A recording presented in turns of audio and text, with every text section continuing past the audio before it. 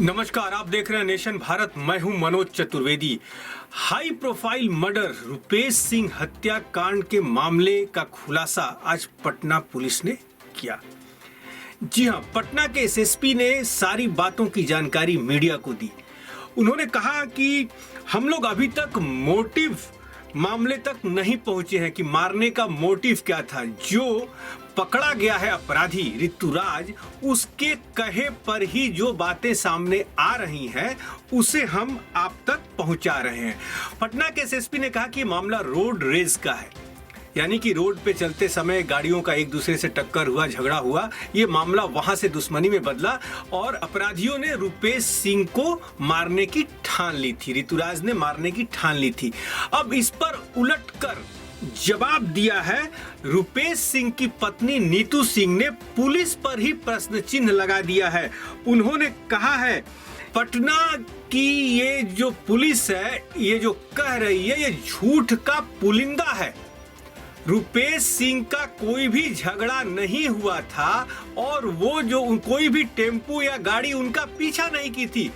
ये कह रही है रुपेश सिंह की पत्नी नीतू सिंह। लेकिन पटना के एसएसपी ने सुबह क्या कहा था कि हम जो हैं अभी पूरे मोटिव तक नहीं पहुंच पाए हैं कि आखिर ये हत्या हुई क्यों। हम आपको सुना देते हैं सुबह पटना के एसएसपी ने क्या कहा था। सकते हैं, ये आपका काम है, मेरा काम आपको बताना है। मैंने आपको फिर से बता रहा हूँ कि हम लोग मोटिव के माध्यम से अपराधी तक नहीं पहुँचे हैं। हम लोगों ने घटना स्थल से इन्वेस्टिगेशन शुरू कर अपराधियों के निकलने की जगह तक वहाँ से अपराधी को पकड़ा। अपराधी ने जो मोटिव बताया, वो मोटिव चूंकि हम लोग को याद था कि ऐसी बात एक बार पहले आई थी। तो आपने सुना पटना के एसएसपी को कि सुबह उन्होंने क्या बयान दिया था। उनके इसी बयान के बाद जो है नीतू सिंह का ये बयान आया है कि पटना पुलिस जो है झूठ का पुलिंदा है और वो किसी बड़ी मछली को बचाने की कोशिश में जुटी है। उन्होंने पुलिस से मांग रखी है कि बिहार पुलिस मुख्यालय पटेल भवन के सामने जब ये घटना घटती है, वहां बड़े बड़े सीसीटीवी कैमरा लगे हुए हैं, निश्चय ही वहां के फुटेज हैं और यदि है तो हमें वो उपलब्ध कराया जाए। हमें तो न्याय चाहिए। लेकिन जब आज सुबह पटना के एसएसपी से पत्रकारों ने पूछा था तो उन्होंने कहा कि हाँ, इसके पहले इसने कोई मर्डर नहीं किया है, कोई मर्डर इसने नहीं किया है। इसका कोई आपराधिक रिकॉर्ड यदि दूसरे जिले में कहीं है उसको भी हम खंगाल रहे हैं। जब पुलिस ने से पूछा गया कि क्या इसके पास कोई हथियार बरामद हुआ है तो इसने कहा कि हाँ, हथियार, पुलिस ने कहा कि हथियार बरामद हुआ है, एक रिवॉल्वर बरामद हुई है और ये हथियार रखने का शौकीन था, जो कि इसके परिवार वाले भी कह रहे हैं। उसके पास से 4 गोलियां भी बरामद हुई थी। क्या कुछ कह रहे थे उस समय, हम आपको वो भी सुनवा दें। पटना के एसएसपी कि उनकी क्या क्रिमिनल, मैं आपको बताया कि ये व्यक्ति गिरफ्तार है। इसके बाद भी पटना जिला में इसका कोई आपराधिक इतिहास नहीं है। He has not went to Phulwari, he has not gone to Beur, he has not gone to Patna city jail, ना ही बाढ़ में, ना ही मसौड़ी में। इसका हम लोग आपराधिक इतिहास अन्य जिलों से खंगालेंगे। ये अब तक जो हम लोग अनुसंधान में आया है, मोटरसाइकिल चोरी करता है, भाई पुलिस के बाद पकड़ा नहीं गया। बताया कि किसी के इमोशनल कंस्ट्रक्ट को, उसके स्ट्रक्चर को, उसके ऊपर हम टिप्पणी नहीं कर सकते हैं। सब 2 चीज फिलहाल अभी तक नहीं आया। इसकी पूछताछ में पता चला कि ये सारे घटनाक्रम को फॉलो भी कर रहा था। हम लोग इसने बताया कि इसने सारी न्यूज़ देखी। इसने ये भी न्यूज़ देखा कि कोई लाइसेंस वाली बात आई थी। इसने ये भी न्यूज़ देखा कि बिल्डर वाली बात आई थी। इसने ये भी न्यूज़ देखा कि मृतक के अकाउंट में 25,000 रुपये कोई न्यूज़ चैनल पर चला था। तो he was following everything and he was very sure कि ये पकड़ा नहीं जाएगा। अब पकड़ा जाने के बाद जब इसने खुलासा किया तो खुलासा शेयर कर रहा हूँ। कुछ ऐसा मैंने आपको सारा कुछ बताया। ये जो फुटेजेस हैं, ये साइंटिफिक एविडेंस है। इसके बाद जो मोटरसाइकिल का नंबर प्लेट है उसका बरामद कपड़ा है, वो मर्डर वेपन सबसे बड़ा एविडेंस है। उसको हम मैच कराएंगे, it will be conclusive proof. Ranchi में कहाँ रहा था और कितने दिन रहा था? ये वापस नहीं आया और 3 फरार नहीं है। इसको आपको क्रैक करना है। मेहनत इसमें काफ़ी लगा है, उसके बाद ये निष्कर्ष आया है। रांची में कितने दिन और कहाँ रहा था? अलग अलग जगह पे रहा था।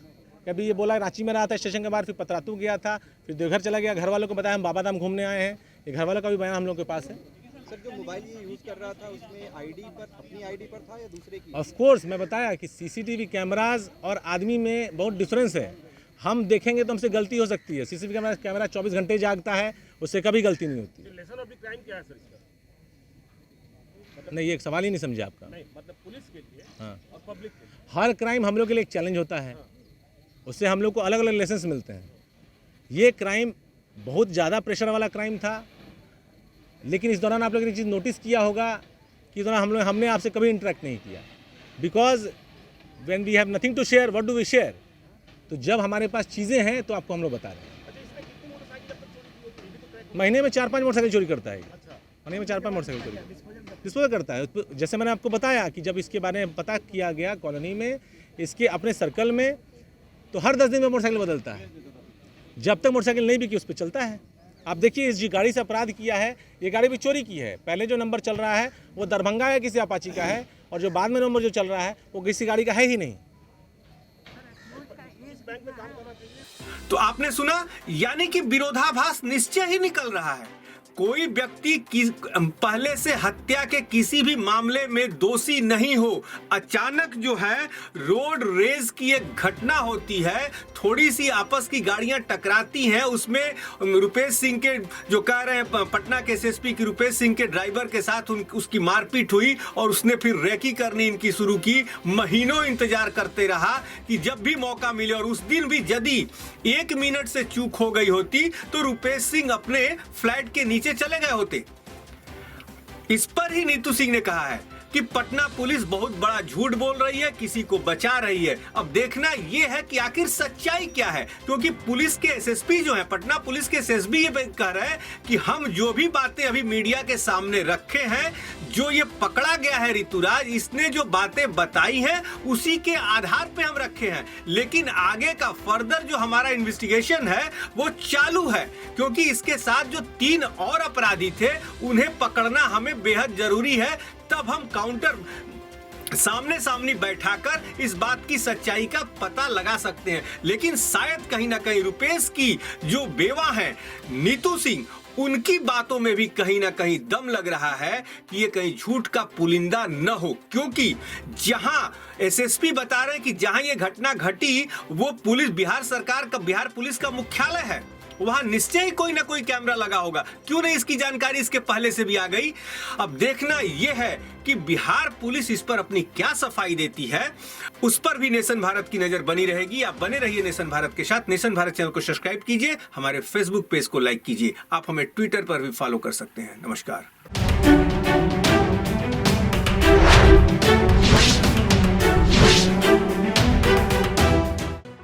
लेटेस्ट खबरों से जुड़े रहने के लिए हमारे चैनल नेशन भारत को सब्सक्राइब करें और बेल आइकन को दबाएं ताकि कोई खबर छूट न पाए।